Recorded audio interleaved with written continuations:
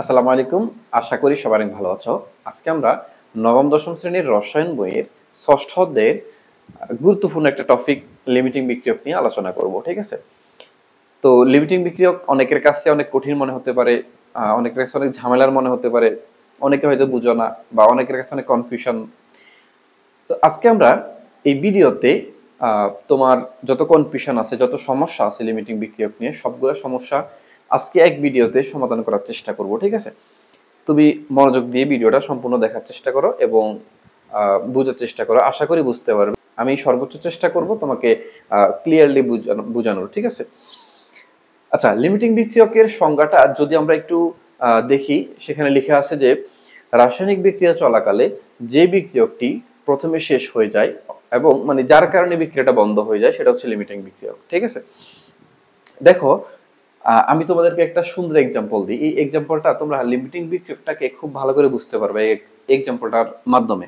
দেখো, রাফি এবং সাকিব দুজন বন্ধু। ঠিক আছে? এখন কোন একটা বিষয় নিয়ে সাকিব এবং রাফির মধ্যে ঝগড়া শুরু হলো। ঠিক আছে? এখন ঝগড়ার কোনো একটা পর্যায়ে রাফি কি করলো, ঝগড়াটা বন্ধ করে দিল। মানে রাফি কি করলো, চুপ হয়ে গেল। সে মনে করলো তার সাথে ঝগড়া করা কোনো মানেই হয় না। ঠিক আছে? সে চুপ হয়ে গেল। এখন সাকিব তো আর একা একা ঝগড়া করতে পারবে না। রাফি যখন চুপ হয়ে গেল তখন সাকিবও চুপ হয়ে, মানে তখন আর ঝগড়া হচ্ছে না, ঝগড়া বন্ধ হয়ে গেল। এখন দেখো, ঝগড়ার মাঝখানে রাফি চুপ হয়ে যাওয়ার কারণে, রাফি কথা না বলার কারণে তাদের মধ্যে যে ঝগড়া বন্ধ হয়ে গেল। তাহলে এই রাফির কারণে মূলত ঝগড়াটা বন্ধ হলো। এখন এখানে আমরা রাফিকে লিমিটিং বিক্রিয়ক বলতে পারি। এটা হচ্ছে আহ একটা এক্সাম্পল দিয়ে বোঝানোর চেষ্টা করতেছি তোমাকে। দুইজন বন্ধু ঝগড়া, তাদের মধ্যে ঝগড়া চলতেছিল। এখন এক পর্যায়ে রাফি কি করলো, কথা বলা বন্ধ করে দিল। কথা বলা বন্ধ করে দেওয়ার ফলে কি হলো, তাদের মধ্যে ঝগড়াটা বন্ধ হয়ে গেল। ঠিক আছে? এখন এই রসায়নের ভাষায় আমরা রাফিকে লিমিটিং বিক্রিয়ক বলতে পারি। লিমিটিং বিক্রিয়ক ব্যাপারটা কিছুটা এরকম। ঠিক আছে? তো দেখো, আমাদের এখানে একটা ম্যাথ দেওয়া আছে। এই ম্যাথটা আমরা সলভ করার মাধ্যমে লিমিটিং বিক্রিয়কের কনসেপ্টটা ক্লিয়ার করার চেষ্টা করব। ঠিক আছে? দেখো, অঙ্কের মধ্যে লেখা আছে যে 25 গ্রাম নাইট্রোজেনের সাথে 20 গ্রাম অক্সিজেন বিক্রিয়া দিলে কোনটি লিমিটিং বিক্রিয়ক হবে। ঠিক আছে? অর্থাৎ 25 গ্রাম নাইট্রোজেনের সাথে আমি যদি 20 গ্রাম অক্সিজেনকে বিক্রিয়া দিই, হ্যাঁ, তাহলে আমি এখানে দেখতে পাবো যে যে কোনো একটা বিক্রিয়ক প্রথমে শেষ হয়ে যাবে। এখন আমাকে বের করতে হবে যে কোনটা প্রথমে শেষ হবে, এবং যেটা প্রথমে শেষ হবে সেটা হচ্ছে লিমিটিং বিক্রিয়ক। ঠিক আছে? দেখো, এই লিমিটিং বিক্রিয়কের অঙ্কগুলো যখন আমি সমাধান করব তখন আমার প্রথম কাজ হচ্ছে বিক্রিয়াটা লেখা। ঠিক আছে? তো আমরা একটু বিক্রিয়াটা লিখি। দেখো, নাইট্রোজেন প্লাস হচ্ছে অক্সিজেন বিক্রিয়া করে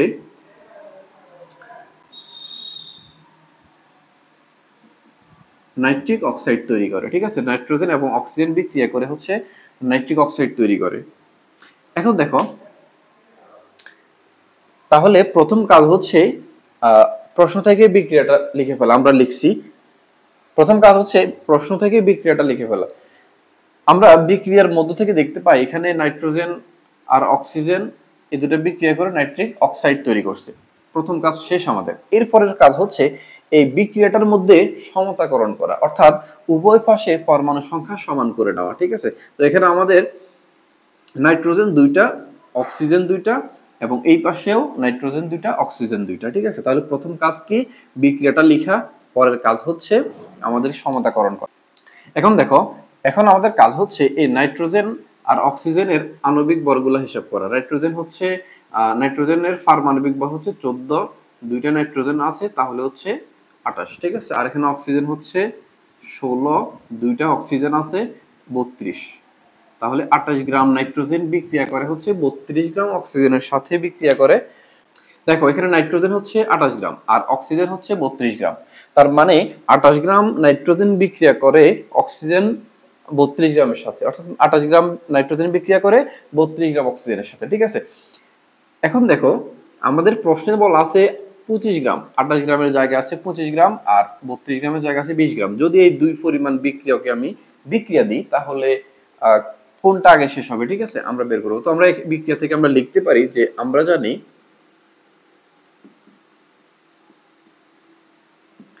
28 গ্রাম নাইট্রোজেন বিক্রিয়া করে 28 গ্রাম নাইট্রোজেন বিক্রিয়া করে 32 গ্রাম অক্সিজেনের সাথে। 28 গ্রাম বিক্রিয়া করে 32 গ্রাম অক্সিজেনের সাথে। সুতরাং 1 গ্রাম নাইট্রোজেন বিক্রিয়া করে 32/28 গ্রাম অক্সিজেনের সাথে। প্রশ্নে বলা আছে 25 গ্রাম নাইট্রোজেন, তাহলে আমরা লিখি যে 25 গ্রাম নাইট্রোজেন বিক্রিয়া করে 32/28 ইন্টু 25। তো আমরা যদি এখানে ক্যালকুলেশন করি, তাহলে আমরা এখানে একটু ক্যালকুলেশন করি। ক্যালকুলেশন করলে আমরা একটু দেখি কত আসে। আমাদের এখানে ক্যালকুলেশন করলে আসে 28.57 গ্রাম অক্সিজেন।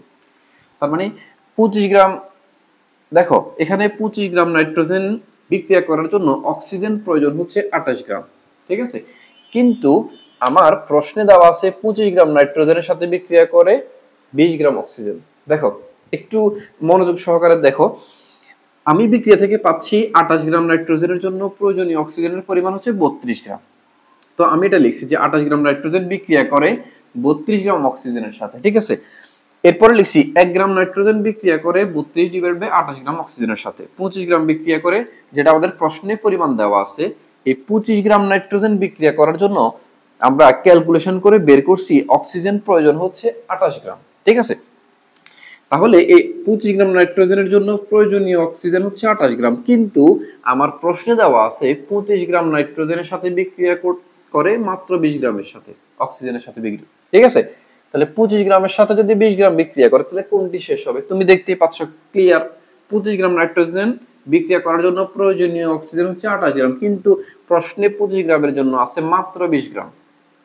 তাহলে এখন বলো কোনটা আগে শেষ হয়ে যাবে? অবশ্যই অক্সিজেন। অক্সিজেন প্রয়োজন হচ্ছে 28 গ্রাম, আছে হচ্ছে 20 গ্রাম, তাহলে অক্সিজেন প্রথমে শেষ হয়ে যাবে। কারণ দেখো 25 গ্রাম নাইট্রোজেন তার সাথে লড়াই করার জন্য, অর্থাৎ বিক্রিয়া করার জন্য, ঠিক আছে, এই 25 গ্রাম নাইট্রোজেন যতক্ষণ পর্যন্ত শেষ হবে ততক্ষণ পর্যন্ত অক্সিজেন প্রয়োজন হচ্ছে 28 গ্রাম, ঠিক আছে। আশা করি বুঝতে পারছো।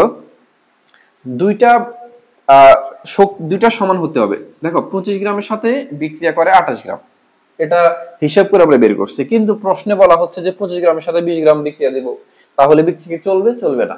যতক্ষণ পর্যন্ত 20 গ্রাম যতক্ষণ পর্যন্ত 25 গ্রাম বিক্রিয়া করবে, যতক্ষণ পর্যন্ত এই 20 গ্রাম থাকবে, 20 গ্রামের অস্তিত্ব থাকবে, ততক্ষণ পর্যন্ত বিক্রিয়া চলবে।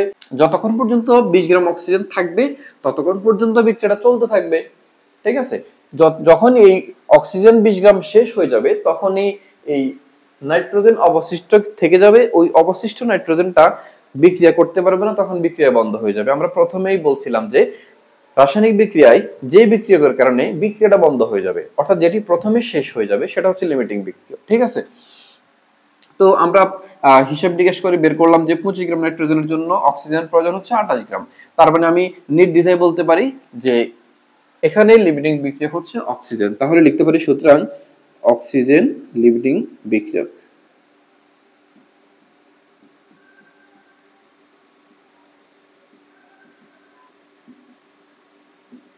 ঠিক আছে, দেখো আমি প্রথম থেকে একবার বুঝাই দেওয়ার চেষ্টা করতেছি, তুমি একটু মনোযোগ দিয়ে দেখো। 25 গ্রাম নাইট্রোজেনের সাথে 20 গ্রাম অক্সিজেনের বিক্রিয়া দেওয়ার জন্য আমাকে দেওয়া হলো, ঠিক আছে। এখন এখানে কোনটা প্রথমে শেষ হয়ে যাবে আমাকে সেটা নির্ণয় করতে বলছে। তো আমি প্রথমে বিক্রিয়াটা লিখলাম, নাইট্রোজেন আর অক্সিজেন বিক্রিয়া করে তৈরি করে নাইট্রিক অক্সাইড, এরপরে সমদ্রবিদান করে নিলাম, ঠিক আছে। এরপরে নাইট্রোজেনের আণবিক ভর বের করলাম, অক্সিজেনের আণবিক ভর বের করলাম। নাইট্রোজেনের আণবিক ভর হচ্ছে 28 গ্রাম, অক্সিজেনের আণবিক ভর হচ্ছে 32 গ্রাম, ঠিক আছে। এখন আমি বিক্রিয়া থেকে কি জানি, 28 গ্রাম নাইট্রোজেন বিক্রিয়া করে 32 গ্রাম অক্সিজেনের সাথে। এখন আমি যদি 1 গ্রাম কতটুকুর সাথে বিক্রিয়া করে সেটা হিসাব করি, এবং 25 গ্রাম বিক্রিয়া করে হচ্ছে 28 গ্রামের সাথে, ঠিক আছে। এখন 25 গ্রাম বিক্রিয়া করার জন্য প্রয়োজনীয় অক্সিজেন হচ্ছে 28 গ্রাম, কিন্তু আমাকে প্রশ্নে বলা হচ্ছে 25 গ্রামের জন্য প্রয়োজন হচ্ছে 20 গ্রাম, তাহলে আমার 25 গ্রামের জন্য প্রয়োজন হচ্ছে 20 গ্রাম 28 গ্রাম, কিন্তু দেওয়া আছে 20 গ্রাম। তাহলে আমি বলতে পারি যে অক্সিজেনের পরিমাণটা কম আছে, বিক্রিয়া চলতে থাকলে অক্সিজেনটা কোন এক সময় প্রথমে শেষ হয়ে যাবে এবং বিক্রিয়া বন্ধ হয়ে যাবে। তাহলে আমি বলতে পারি এখানে অক্সিজেন হচ্ছে লিমিটিং বিক্রিয়ক। আশা করি তুমি বুঝতে পারছো লিমিটিং বিক্রিয়ক নিয়ে। আজকের পর থেকে আর কোনো সমস্যা থাকবে না। আশা করি তুমি এখন লিমিটিং বিক্রিয়কের অঙ্ক আসলে সমাধান করতে পারবা।